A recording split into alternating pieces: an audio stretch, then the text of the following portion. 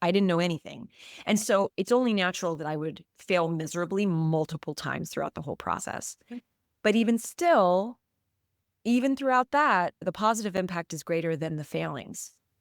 And Mhm. so that's one thing that I feel is maybe something that people should pay attention to, because if you're so worried about pursuing something out of failure, I can guarantee you, you will fail. It happens, and I did, and I have, and I will continue to do so. But what I have found is when the intention is greater, that even those failures will not stop the greater intention. Mm. Welcome to the Shift Your Day Job podcast. I'm Brittany Cates, career coach and fellow career shifter, here to help you leave unfulfilling work behind. Every Thursday, I share stories, strategies, and confidence-boosting insights to help you gain clarity, take action, and create a career you love. Let's shift your day job together. Hello and welcome to another episode of the Shift Your Day Job podcast. Today, I am excited to introduce you to my guest, Kit Rich.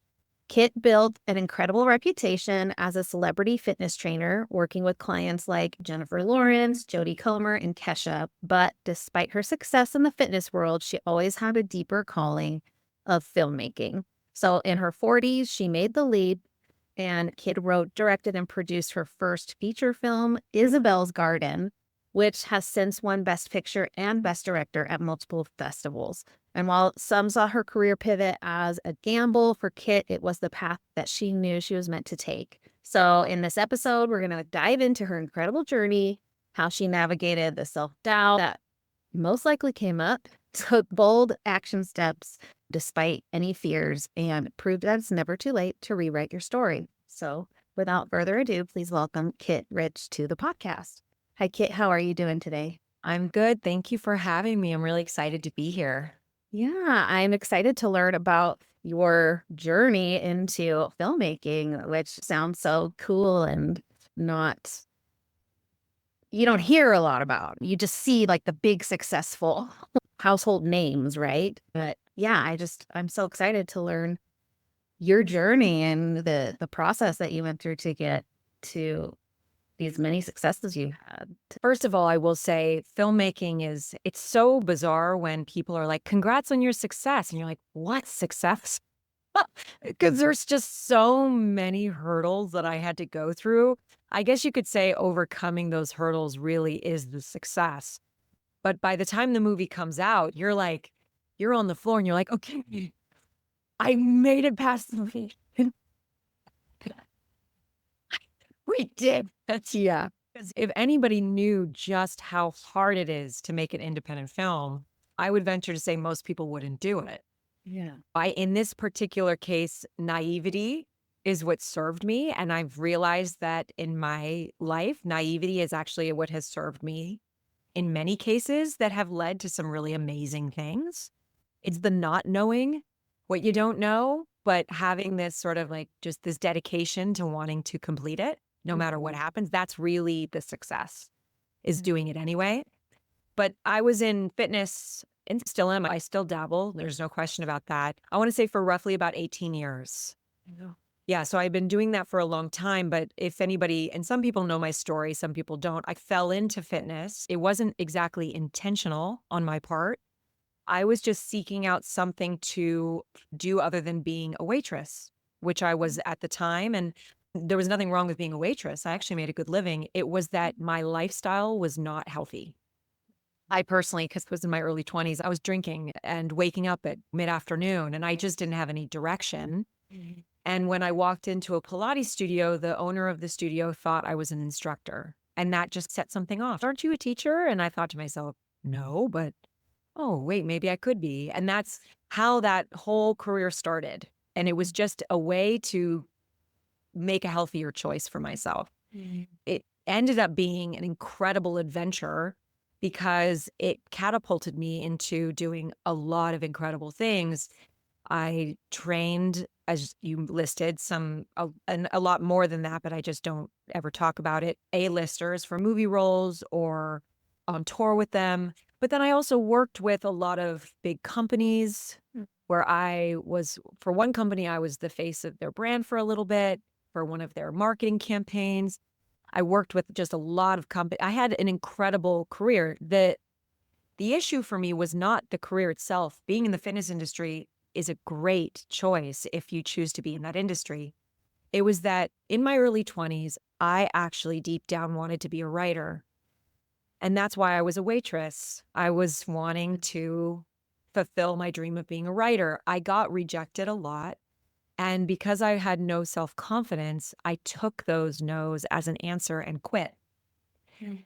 So by the time I got to my late 30s, I had fulfilled all of these desires in the fitness industry in my career that I never even foresaw happening. But I always knew deep down that I had given up on myself in this one Mm. way. And one thing you know about the fitness industry is it's very inspirational. Oftentimes, fitness instructors are telling you to fulfill your potential, and it's by way of working the body, Mm. right? Mhm. But I knew deep down that there was this internal rub because I was telling people to do that, but I knew I had given up. And so that was the start of Wow. this movie, Isabel's Garden.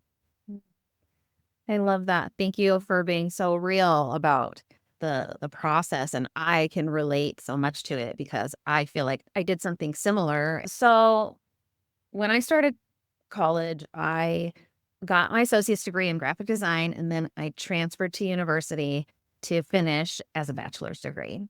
And about a semester or two in, I looked around and I was like, I'm not as talented as these people Mm. that are in these classes with me. I'm not creative enough. I'm not this enough. I'm not that enough. And so I totally had imposter syndrome, like panic attack, and changed my major to teaching elementary school. And it was like my first year teaching school. I was like, no, this isn't, I can't do this forever. Like I knew right away. And yet I was in it and I stuck with it way too long. And I tried to leave a few times and change my career. I left after 4 years of teaching and went back to school to get my interior design degree and worked in that industry for a little while. It didn't really go as planned. So I went back into teaching because that was pretty secure. I knew I could get a job and thought, well, maybe I'll change my grade that I'm teaching or the school. Maybe it'll make a difference. And it didn't. It just wasn't the right fit for me. And I can relate to what you're saying about you in your industry. You're like talking inspiration and you want to help these people grow, right? And do their best when you feel like you're not actually living up to your best self. And yeah, so I changed careers 3 years ago, and I am now a UX designer and I work in corporate. Wow. Yeah, it's been like a total 180 and a really great career change that feels right. It feels good and it feels like it's going to stick around. Like I don't have this, oh, there's a plan B in the back of my mind. I could always go back to teaching. It's not an option anymore. Whereas before it was always, oh, if I need it, it's What can I ask you, what for you was that internal shift where you're like, no, this is what I'm doing and I'm going to go after that? What was it, the fact that you had gone back and forth with teaching? I'd gotten to a point where I had taught for a few more years and I was ready for a new challenge. And I was trying to figure out what that next thing was. And I'd gone through this before in the past, but I was just exploring all these other options within education, an advanced degree or working as more of a in the admin space or whatever. And nothing really go. Why would I do any of that? Nothing sounds fun. Nothing sounds interesting. That sounds so boring. And when COVID hit and we had to go online, I had to build a website for my students. And I found myself getting sucked into designing this website. And I was like, Yeah. this is fun and this is really cool. And I have a good friend who went into the tech industry from teaching years before that. And so I had contact that could help me navigate this So new interesting. idea. Isn't that so interesting though, that like the very thing that piqued your interest from the beginning is the thing that you ended up circling back to? Yeah, exactly. And that's one of the things that there is a little piece of regret. Oh, I wasted all this time. But then there's the other side of it where it's no, I had to go through that in order to appreciate where I am and recognize what I'm capable of. No Um, question. You through also, this pivot. one of my favorite I do go to therapy, so I'll say what my therapist always says. She always reminds me, and it's one of my favorite quotes. She says, "You're at the front of your own line." So there is no, you did not waste time because clearly there was something in this journey that you needed to reconcile within yourself. And I relate to this so much. You have no idea. I lead or led for the most part of my life feeling that I just was never good enough. And without maybe even being conscious of it. And somehow, some way, my brain was always trying to attach to that identification. So it was either in my career or via friendships or love relationships. I was always trying unconsciously to figure out how I was unworthy, Mm. And one of my self-defense mechanisms was I would quit on something because my sense of self-worth was on the line. And so the idea is if I went back after my biggest dream and I failed, my actual body at that moment, my sense of worth, I could actually not handle that Yeah. because I had not yet gotten the lesson that no matter what I did, it had nothing to do with my sense of worth, that those things are completely separate. But it took this really long journey of twists and turns and a lot of situations for me to go, oh, I can do this thing and write this thing and in theory fail and still be okay and Mhm. still pick myself up and try again. But it took me a long time to get there. And so I don't know if I don't think you wasted time. I think it was you had to try other things, go back, try other things, go back, try to go, you know what? No, actually, this is who I am. I'm a designer. I'm an artist. I'm going to lean in. I love that for you. I'm really happy for you. Thank you. Yeah. And I even remember early on just starting my college degree, I couldn't even call myself an artist. Like I had such a hard time identifying with that and claiming it. Right. And to reflect back on that and see the progress that I've made, that I can claim that as part of who I am intrinsically. And it's not about me attaching my worth to it necessarily, because, like you said, our careers, our relationships, they don't define our worth. We are worthy no matter what. But it is something that I'm able to now hold space for. Yeah. I'm still having a hard time with how to, how we hook onto identifiers. I am an artist. I do this for a living. I'm married. I'm a mom. Like we have all these identifiers that give us a sense of self, right? Yeah. It's interesting at this space in my career, I'm having a hard time figuring out what to latch onto. Mm. And because for a long time, I used to say, I'm in the fitness industry and this is what I do. And it was just so clear. Whether I had an Yeah. internal rubber about it it didn't matter. It was that this Yeah. is what I do. And there was a sort of a sense of confidence around that because for better or for worse, the world had said, yeah, you can do this and you're good at it. That's who you are. And I feel that now that I've shifted away from the fitness industry and I've made one movie, I'm still having a hard time figuring out how to say I'm a writer director, Yeah. even though I speak to my friends and they're like, that is exactly what you're doing. I think it's just a new way of claiming self-confidence Yeah. and figuring out how to identify yourself.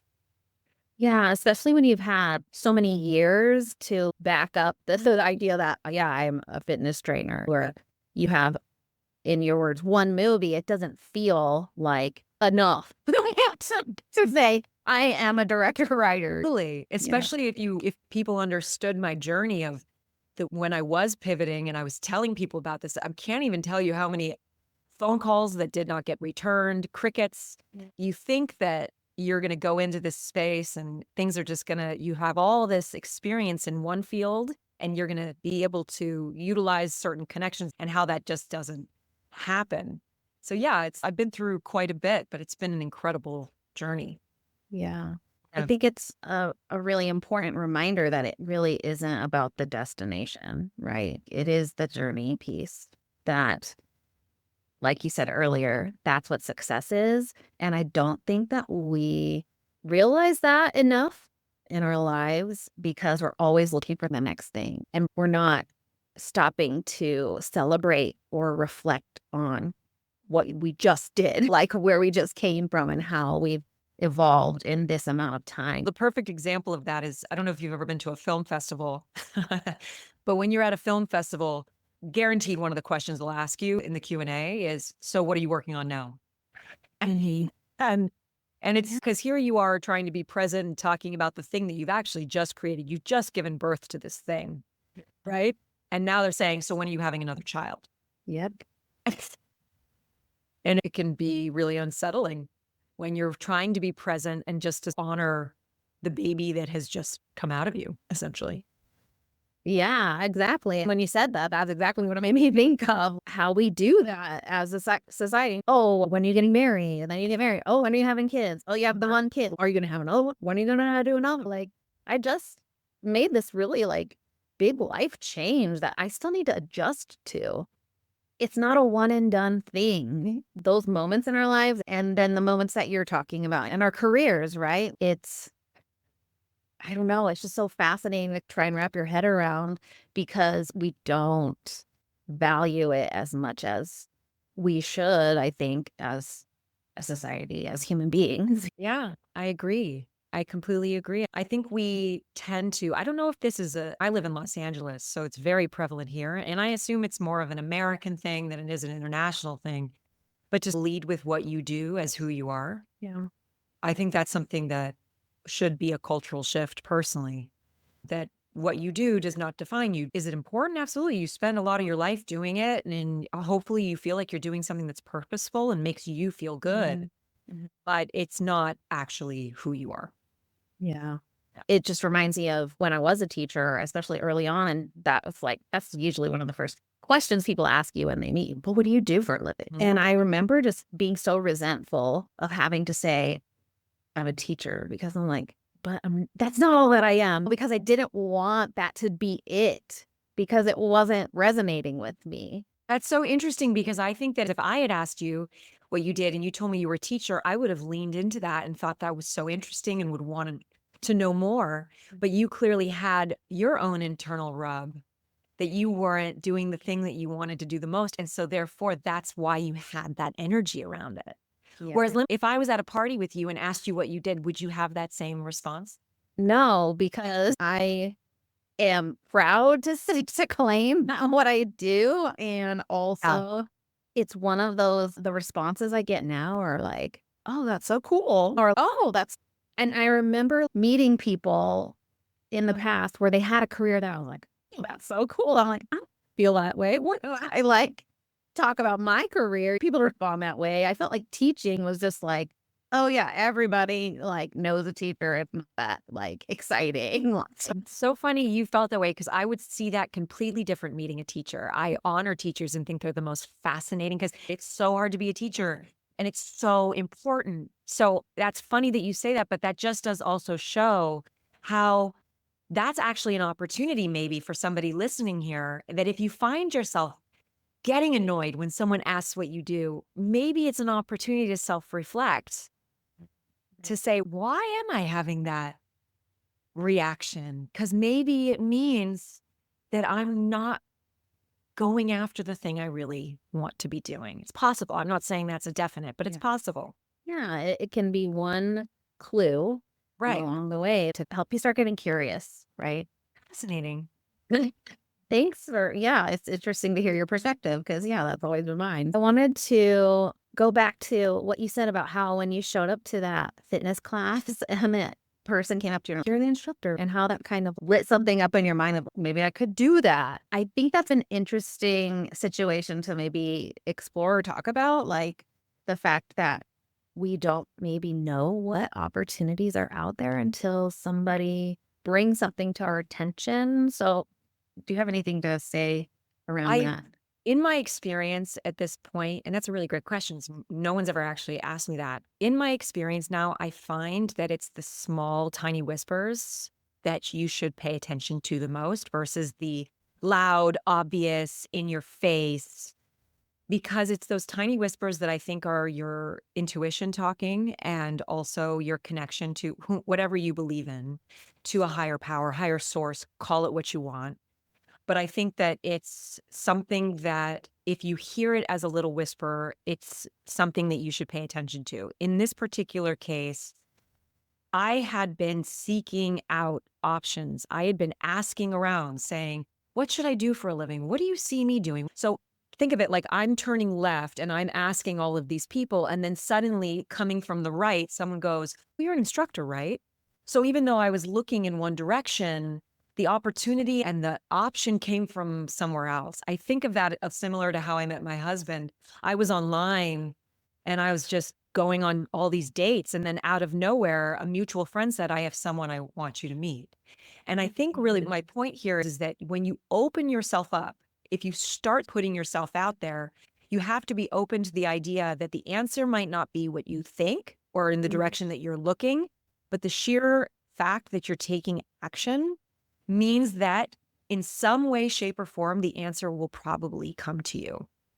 Now, did I know at that time that fitness was going to open up all of these doors for me? That it was going to be the thing that I would do for almost 20 years? Never in a million years would I have thought that it was just this thing that I was going to temporarily do until, but like I said, it actually took me on this journey that, I mean, I couldn't have even have told you all the stuff that I did. I didn't even know that some of that stuff existed. Yeah. And I'm so grateful for it. And I can't complain about a job. I would never actually complain about that job because my entire existence was helping people. Yeah. And that's really that's a purposeful living. It's a good thing to do. So I saw it as nothing but positive at that point. Oh, okay, I could make a living. Yeah. I could help people and selfishly maybe make healthier choices for myself and have a better life. Yeah. Yeah, that's interesting. And I love that you have that perspective of it's purposeful and I'm serving and helping people in the process. Because obviously, as a teacher, that's what I was doing. And yet I felt the opposite at times. Like I didn't always appreciate what I was doing because I was like pushing against this idea of, no, this isn't who I am, even though this is who I'm being. I think you'll find that so many people, not just women, feel this way. We don't know. We can only see right in front of us in slight peripheral vision, right? But we don't have eyes on the back of our heads. But there's something else working that has a 360-degree view. And even though you can only see straight forward, you have no idea the impact that you're making in its totality. I, over COVID, decided that I wanted to help people stay in shape. And so I just showed up online on YouTube every day. Good long while. And I created this beautiful community of people. And I still get messages to this day saying that they still do my videos regularly and how much it's helped them in their personal lives. When I made those videos, could I have foreseen that me just showing up could impact someone from across the world in their own personal lives? Maybe something I said in a video they took with them. How could you ever foresee? But what a beautiful thing for me to actually realize, because and the only reason I know that is because they reached out to me. So I'm so grateful. Right. Yeah. But that's a really beautiful thing. And I can guarantee that even when you were having that inner conflict with being a teacher, that some kid or some parent was deeply positively impacted by you. Yeah. And that it has a ripple effect. And so, yes, now you're in a different industry, but wow, what an unbelievable thing that in the process of you trying to figure out your path, that you were helping people along the way. I can't think of anything better. Yeah. Yeah. Thank you. Sorry. Yeah. I even think of it like right now in my current job, you have your head down, right? Every day doing something, and you don't often look up to see who you're affecting in the process. Yeah. I think it's important, though, that we're not always aware. Because I've never been done it. We didn't fully. And also, too, I think humility is a really important quality, right? So if you're always aware of how positively impactful you are on people, you might get a big head, not you specifically, but everybody. And it actually might impact our message where we start to think we're holier than thou. And that's never the way we operate, right? So it's always nice to have this 20/20 hindsight. Yeah. You know, to go, oh, I'm so glad. Oh, that helped people. Oh, how wonderful. I had Yeah. no idea. I was too lost in my own crap. Yeah. But I'm so glad to know that even despite myself, I was helping people. But I think that messaging is so important. You hear about it like moms who were going through a really rough time in their own personal lives, but somehow their kids still see them as the most Yeah. wonderful, amazing person in the world. And those things can coexist. This can happen, and you still can create positive impact. Yeah. And that actually is really interesting because I flailed tremendously during this whole process of filmmaking. Part of it is the fact that I didn't know what I was doing at all. I'd never gone to film school. I didn't know anything. And so it's only natural that I would fail miserably multiple times throughout the whole process. But even still, even throughout that, the positive impact is greater than the failings. And Mhm. so that's one thing that I feel is maybe something that people should pay attention to, because if you're so worried about pursuing something out of failure, I can guarantee you, you will fail. It happens, and I did, and I have, and I will continue to do so. But what I have found is when the intention is greater, that even those failures will not stop the greater intention. Mm. So the Mhm. movie's out. I absolutely failed. I love that you said, "I will guarantee that." 'Cause Oh yeah. it's just so funny to hear it that way because we do go into it like avoidance mode, right? I just don't want to make the wrong choice and then fall flat on my face, but it's no, this is life. There's a guarantee it's not gonna fall smoothly and you are gonna fall flat on your face. But Yep. it's about how you keep showing up, how you keep going. Yeah, and be And willing to apologize and to be willing to say, "Oh, I messed up there," and yes. to be willing to just move forward. But I guess my point is, it's my failures aren't, when I say you're guaranteed to fail, it might not be one big failure. It might be just a bunch of tiny ones. Yeah. And that's mainly what happened with me. Some were big, some were small, Mm, but I kept moving forward.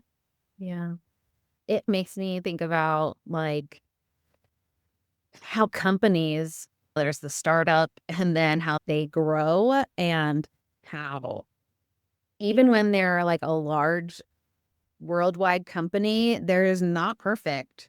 There's still a bunch of stuff that is like not ideal and yet they're making all this money and they're very successful, but behind the scenes you like never know. Like Mess. it's a mess. And yeah, so that's what it makes you think of. But they just kept going. And then they got recognized for this impact they were making. And then it's rocket. And even still, I can guarantee you that it will be very messy, and there's stops and starts, and there's some contraction that you even see with some of these huge companies. They then have to have, unfortunately, a bunch of layoffs because maybe they grew too quickly, Yeah. didn't look at their bottom line, and then they had to contract. It's just, unfortunately, it's the nature of going after things that are big. And I almost find that the bigger the goal, the bigger the problems. Oh, yeah. In my case, one thing I did not think about prior to this was that, yeah, I made a movie and then I had to put it out into the world to be subject to criticism or praise, whatever it might be. That's a whole other thing. I didn't really think through. I almost admire those people who they make those big sweeping moves, but they don't do it in a big public sphere. Yeah. How do you prepare yourself for something like that? Or were you just not prepared at all and then you had to deal with it in the midst of the feedback and maybe criticism you were getting once it was out there? I don't think I prepared for it actually at all. I really didn't think about it until it happened, and I should have. I'd be lying if I said it doesn't affect me. But I, listen, I was a B student in school. And I was one of those people that when I got an 80%, I was like, yes. Yeah. So I wasn't ever this, I have to get an A plus. Yeah. I was okay with the B minus. Yeah. And I think that's actually serving me well here in terms of maybe how people are responding to the movie. I saw some critics give us a 7.5 out of 10, a 3.5 out of 5. And I'm thinking to myself, hell, for my first movie out the gate, Yeah. I am more than okay with that. I feel proud, first of all, that people have even seen it to critique. That's a huge win. Yeah. But even just to not be completely hammered is the ultimate win. Yeah. But that being said, I have definitely gotten hammered a little bit, and it gets easier. It just gets the more you put yourself out there, it just gets easier. Yeah. I heard someone the other day talking about how her goal is to fail at least 5 times every day so that she can bounce back faster than anybody else. That's quite a mission. I Yeah. applaud. My husband always says he's the best at going after things. He says you should always assume that it's a no. If you just operate where something is a no, then you don't have that expectation and that disappointment. So you really then just fight for that one yes. And that one Right. yes just feels like the total win. Yeah. It's like the more no's you get, the closer you are to the yes. Pretty much Yeah. statistically. And then there's not as much disappointment when you're just expecting. There's none. You were like, well, of course it's a no. I already knew it's a no. It. Actually, what's interesting about that in particular is this movie, even though, I said that I gave up on myself in my 20s, there's nothing but no's. We tried to find a producer. That's a long story. I won't go into it. There were a lot of no's that were met with that. We tried to find a director. I got all no's, which is actually what forced me into directing the movie through the encouragement of my producer, Giovanna, and also my husband, Manuel, who was a producer. They said, why don't you direct it? Because we weren't getting any hits. This was just a point in my life where I just wanted to see what it looked like when I just carried forward, even with what would happen. And what I learned in this experience is that the no's are always there, even throughout the whole thing. There have just been no's every step of the way, even now, whether it's a rejection of the movie or whatever. Even still, though, there's always some wins if you just keep plowing forward. Yeah. And so maybe that's how we have to look at it, is that it's more like waves, and you just have to stay steady and just not ride the wave at the crash or at the top. Smooth sailing.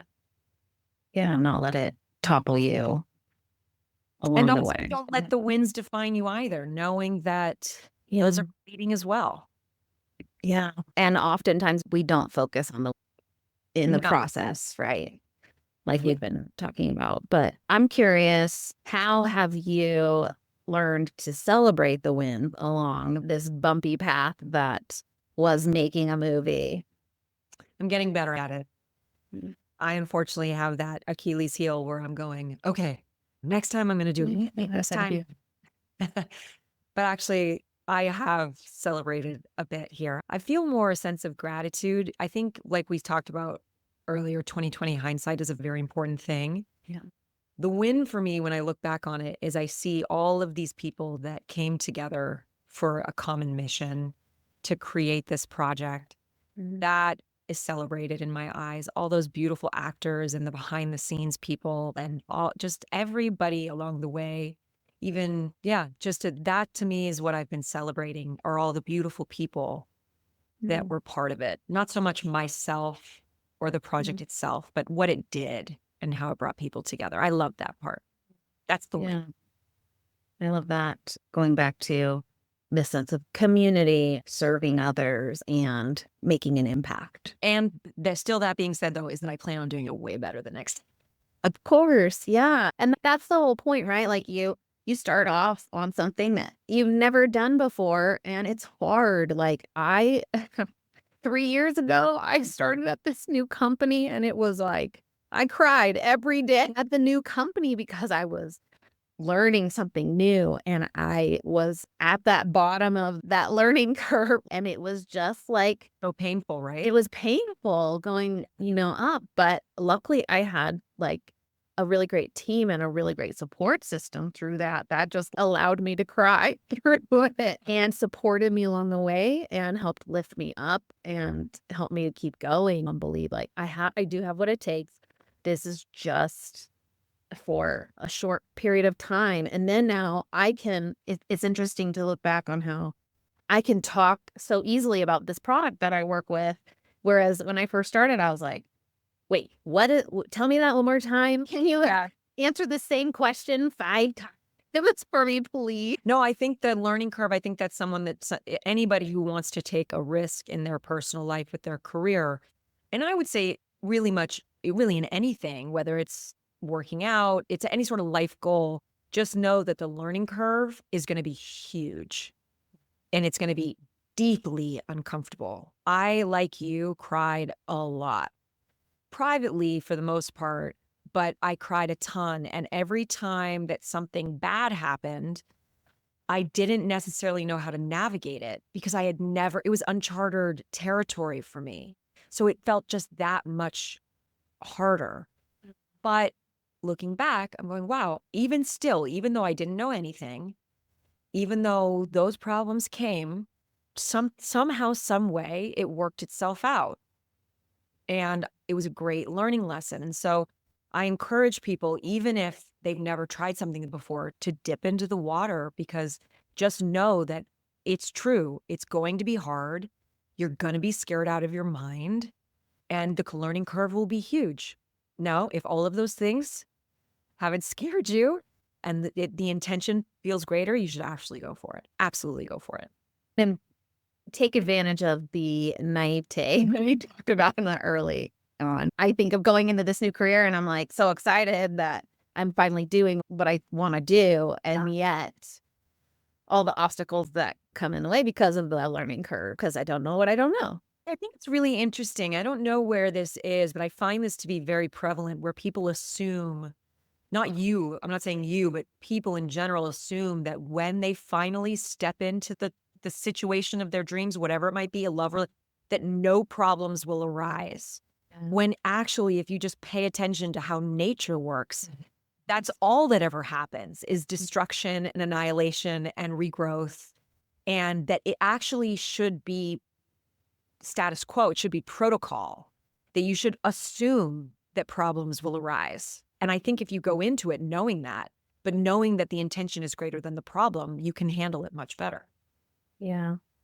Do you have any practical advice or tips on how people can build their resilience and like maybe their trust in themselves that whatever problems do arise, I'll be able to handle it?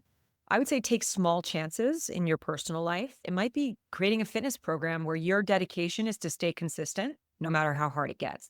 There is really something to be said about working your body and challenging it physically to develop that mental strength, to see that even though something is really tough, Yeah. that you're actually okay and that you're actually getting fitter and stronger. And so the resilience is there. It's a metaphor, really, for life. And so there's one way to do it. But yeah, I would say take small steps in your personal life that feel like a risk that you haven't done. So maybe if you're having a hard time with a friend, if your initial instinct is to not address it, but to back away, maybe you do the opposite. Maybe you address it and you build this resilience that there might be some discomfort in that conversation. There's something on the other side of that. And you're better for having gone through that. Because these are all life lessons. I think it doesn't matter if it's career, love, whatever it might be, health, it's trying to teach you that you can continue on and that you're okay. Yeah. And that you're getting closer to who you wish to be with every experience. So yeah, that was a great question, by the way. No one's ever asked me that, but yeah, I'm going to stick with my answer. Okay. Thank you. Yeah. No, I think that's good advice. And I'm also wondering if you can share a little bit about the support system that you had in the process of creating this movie and going through the challenges that you ended up facing. I have to say I was very lucky. My husband is an actor and he acted in the movie and he executive produced the movie with me. And he was a huge support system throughout this whole process. Someone I could lean on who really I knew had my best interest. My producer, Giovanna Andolina, also equally was really dedicated to the project during a lot of it. The cinematographer, every single person that had their role was very dedicated. So that was a huge lesson for me as well, to know that even when you embark on something where you think you're alone, you never are. You're never an island. There's always going to be people that attach to your boat if you're passionate enough and if you believe in it enough, and they will keep you from sinking. I'm just trying to think if there's anything else. Is there anything else you wanted to say about? Yeah, something's coming through for me, so I'm just going to say Yeah. it. I don't want people to think that upon making this movie that I threw out my career in fitness. It's Mhm. not accurate and it's Yeah. just simply untrue. And I think that is a misconception that people have about taking a risk towards another career is that they think they have to throw everything they've done away. I was absolutely and still to this day still training in fitness, not as much as I was before, but still doing it in this transition. So just know that you take it with you. Maybe one day my goal would be to just be doing one career, but it's a process. It takes time, baby steps. Don't destroy the thing that you've been doing because what fitness did is it gave me an opportunity to feel stable and secure to be able to go after something that felt extremely risky. I think if I had just quit fitness and gone after this, I would have felt completely unstable. Yeah. And so if you have the opportunity to try to go after something while still doing your day job, I personally highly recommend that Yeah. because it does help you thrive a little bit more because you feel secure. And so don't beat yourself up if you're thinking, I can't just quit. I'm not asking you to. I don't think Mhm. you should. I think there's a way to do baby steps to move forward while still doing the thing that you're doing so that you feel okay. Yeah. Absolutely. Yeah. Thank you for that reminder. And I do think, because I have had guests on here that are like, yeah, I just quit and started doing this thing, but that's just how I operate. And I think it really comes down to values. And I know I personally value security, a sense of security, like not just jumping off and seeing what happens.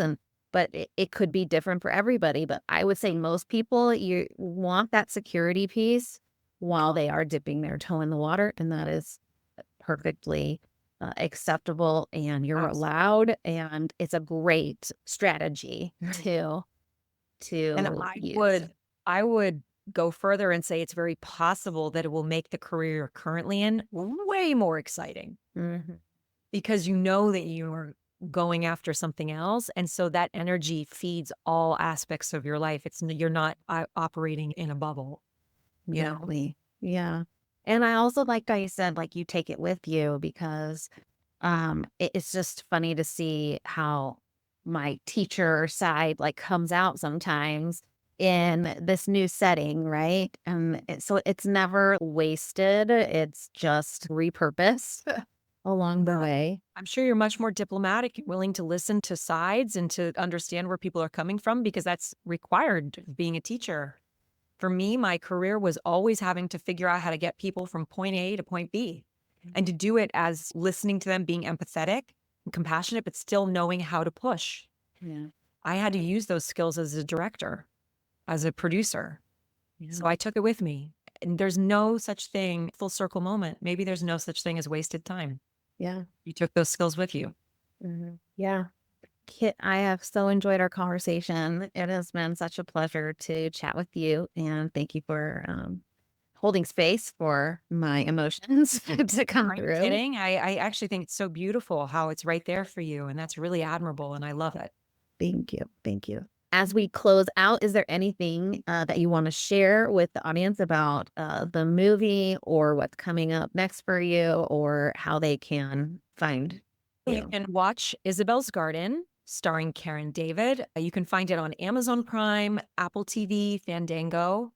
I would love your support. Indie filmmaking is quite a journey, and this movie is very beautiful. It's about a blended family who figures how to navigate loss. And so I highly recommend the watch. If you are intrigued with finding out more about me in general, you can check out my videos on YouTube. I talk a lot about the movie, I talk a lot about fitness. And so, yeah, Amazing. Thank you so much for being here and sharing your experience and your wisdom. And it's been an absolute pleasure. thank you for having me. It means a lot. Thanks for tuning in to the Shift Your Day Job podcast. If you've loved this episode, leave a review. It helps more women find the show. Feeling stuck in your career? Let's connect. Follow me on social media at Shift Your Day Job or email me at shiftyourdayjob@gmail.com. Until next time, I'm Brittany Cates. Let's shift your day job together.